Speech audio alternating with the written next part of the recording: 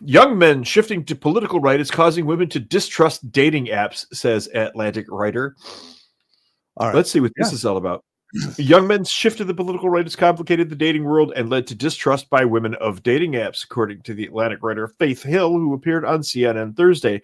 Hill argued that women's growing distrust of dating apps stems from men, most young men in particular becoming more conservative, while women are getting more progressive, leading to the sexes growing further apart in a lot of ways. My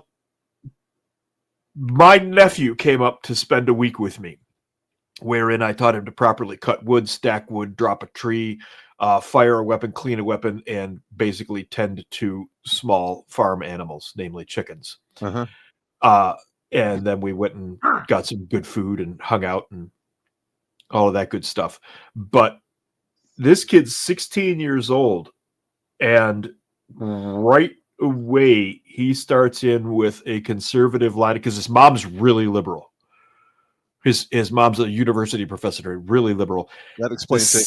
The second he gets into the car with me, he goes so far to the right that I almost had to stop at Nordstrom's and buy him a Hugo Boss suit. Oh, yeah? And I'm like, oh, this is interesting. Are many of your friends like this? He's like, oh, yeah. Oh, yeah. All the young guys are this way. We're so sick of it. Good. We're so tired of all the shit.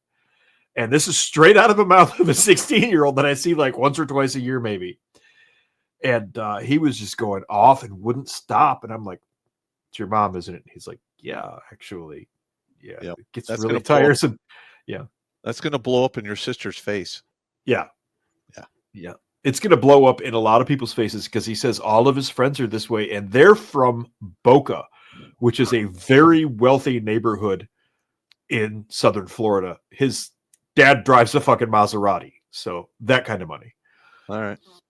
According to the Atlantic writer, this social phenomenon is happening during a time when the Trump administration is seen stripping away reproductive rights and protections against gender discrimination.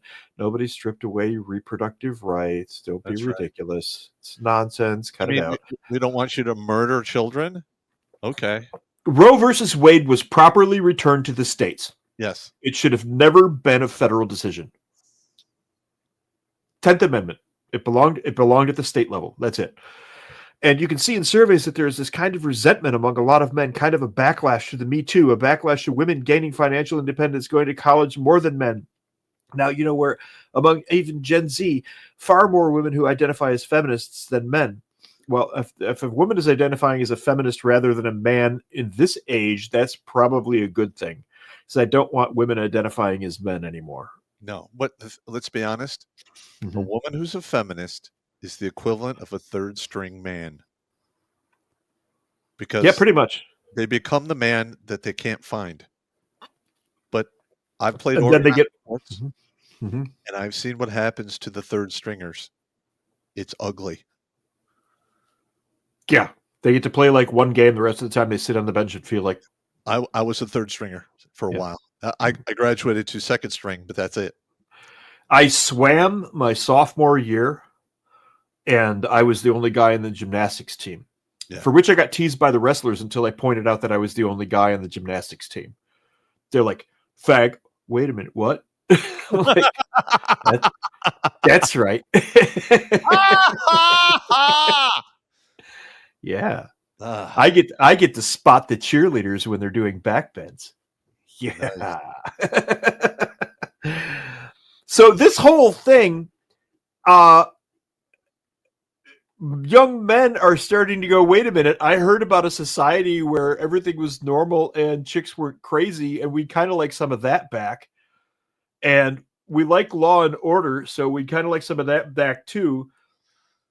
And I really want to stop having to call Harvey, who dresses like a girl in school, as she, because, well, Harvey's not she. And it's a backlash. They're tired of it. They're just sick and tired of it. And like I said, 16-year-old nephew almost had to buy him a Hugo Boss suit. I'm going to be, if I owned a business, I would probably not hire women because it would fuck with the culture.